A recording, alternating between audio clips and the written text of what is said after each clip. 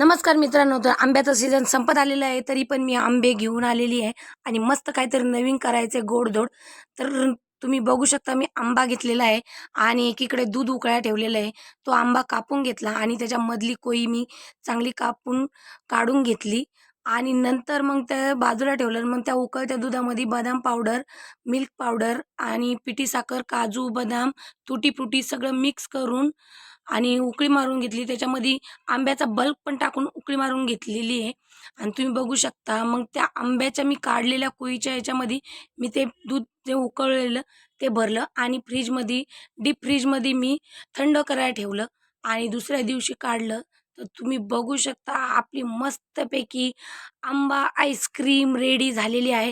तर तुम्ही बघू शकता किती सुंदर दिसते आणि सुंदर दिसण्यापेक्षा ती खूप छान पण लागते.